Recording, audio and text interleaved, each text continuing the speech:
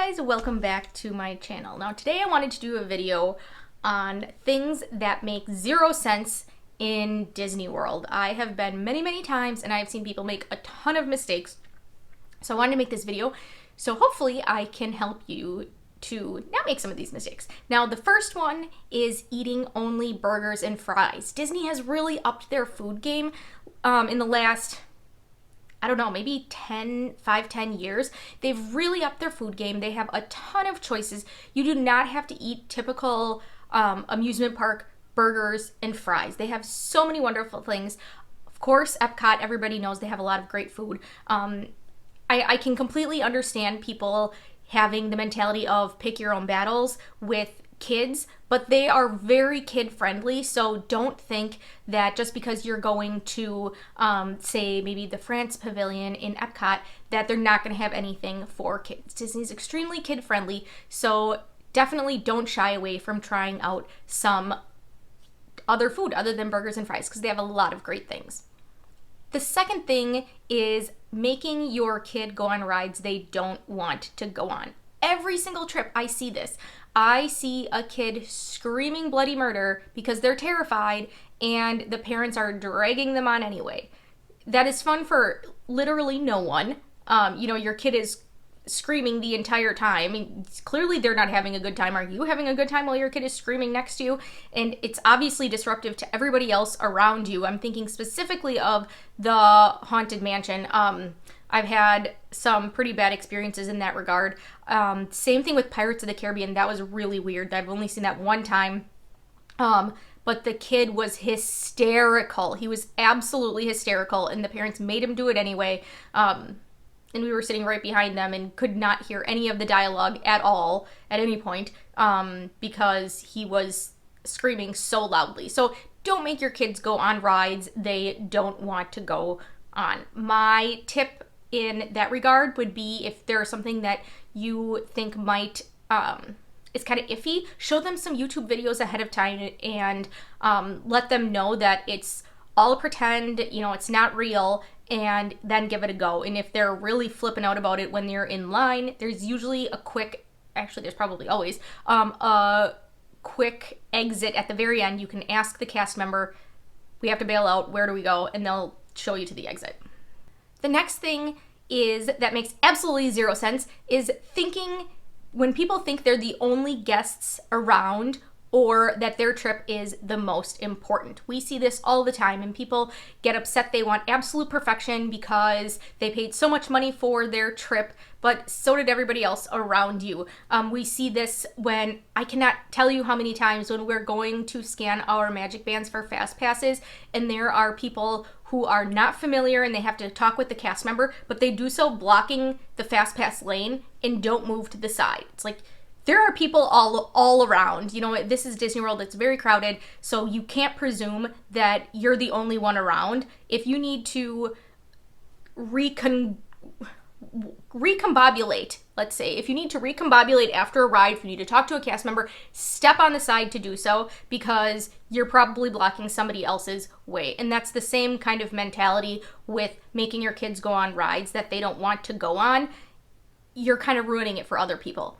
I understand things happen, of course. There is a line though. Like the worst experience we had on Haunted Mansion, the kid was literally screaming and saying, no, please, no. The entire time we were in line after the stretching room, like walking around, and the dad was literally dragging him into the car.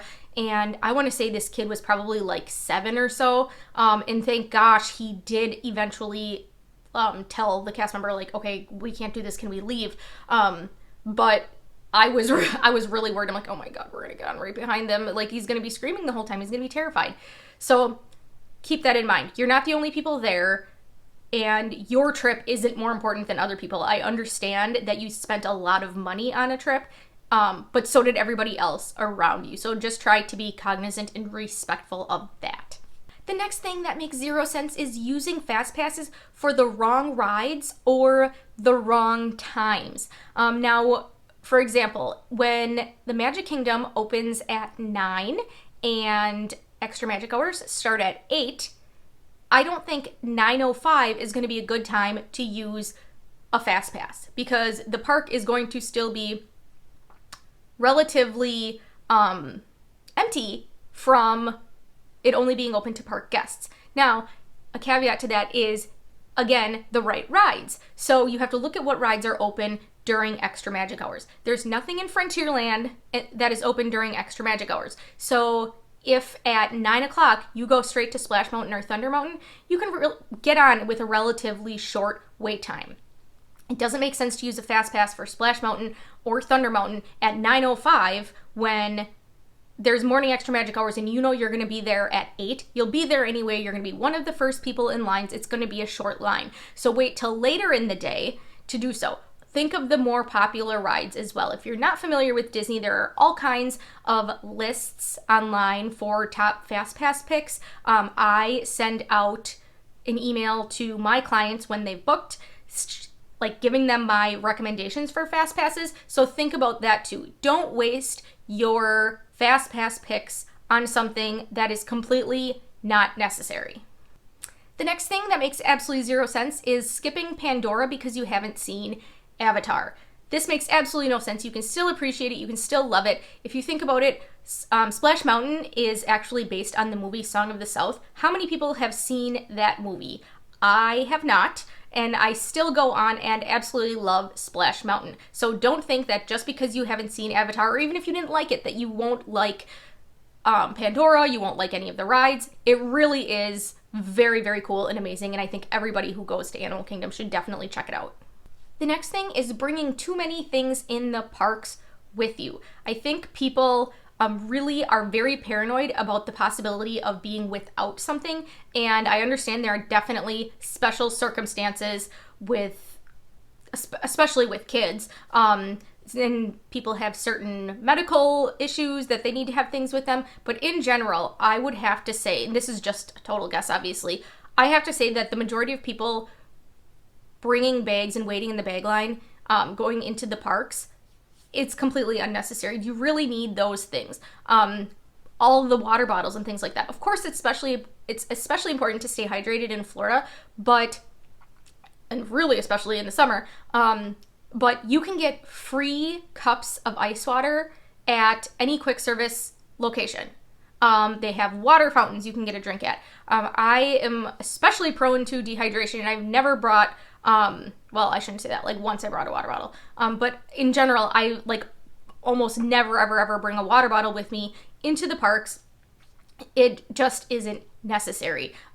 In terms of first aid, they do have aid stations, so depending on what you need, if you're like packing a lot of things just in case, that might not really be necessary because they do have first aid stations. So you can check that out on the Disney website as well to see what kinds of things they have available. Next on my list is getting 4-day base tickets or less. If you're just allowing 1 day in a park, you're not going to see it all, I promise.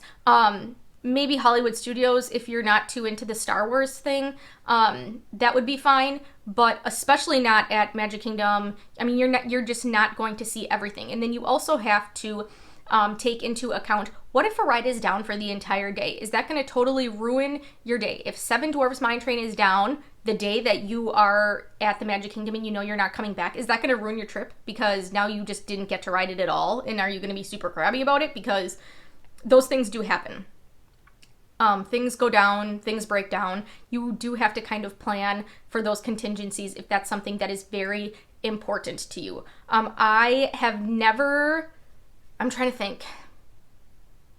Before I started going to Disney more frequently, we would never visit the parks for less than 6 days and always get a park hopper. And the reason that we always get a park hopper is because we like to visit a different park in the evening than we visited in the morning. This is especially great if there is a hard ticket event.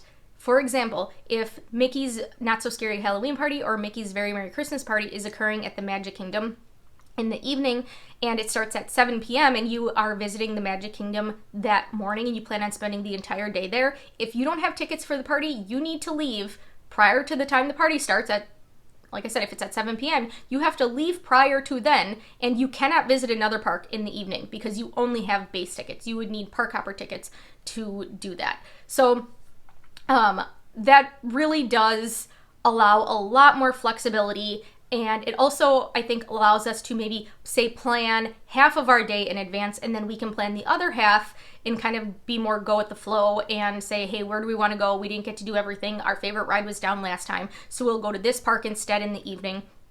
It really is, it makes our lives, I think, a lot less stressful to have the park hopper tickets. So I do recommend that. But on top of that, make sure you have enough time in the parks. There's so much to do. And especially since I do recommend taking a break every day. We always take a break. And we don't even have kids with us. So that is even less time you're spending in the parks. So make sure you allot enough time. At least 6 days is what I say. Last on my list of things that make zero sense at Disney is when people think that certain resorts are only for adults. The first thing that comes to mind here is the Grand Floridian, because it looks fancier, it is fancier, but people, and it's definitely more expensive, or really expensive, but people think it's only for adults and it's not for kids. I have so many clients that email me and say, what is the best resort for kids? What resort is family friendly? They're all family friendly. It's Disney World. The whole purpose of Disney World is because Walt Disney wanted something where he could go on rides with his kid and he didn't have to sit and watch his kid. They wanted to do everything together. Every single hotel in Disney World is family friendly and is kid friendly. We stayed at the Grand Floridian when I was growing up. We had 3 probably not very quiet children, and never once did we feel out of place. Did they make us feel like you shouldn't be here with kids? It was nothing like that. The only exception there is at Victoria and Albert's, one of their restaurants, which is extremely expensive and I've never been to it. I think you have to be 12 in order to go there. But other than that, I mean, staying at the hotel and eating at their other restaurants is certainly not a problem. They were great with us. I see kids there all the time, wearing shorts, running through the lobby. So don't think that there is a place in Disney where it is not family friendly, because it's Disney World. It just doesn't make sense. They let kids everywhere. Like I said, except for the Victoria and Albert's, 12 years old, whatever. But I hope you guys found this video interesting. I hope you found it helpful, because I know if you have never been to Disney before, it can be very overwhelming and people have a lot of questions. But this is just my list of things that really don't make sense. So hopefully you can plan the best trip possible. Thank you guys so much for watching, and I will talk to you next time. Bye, guys.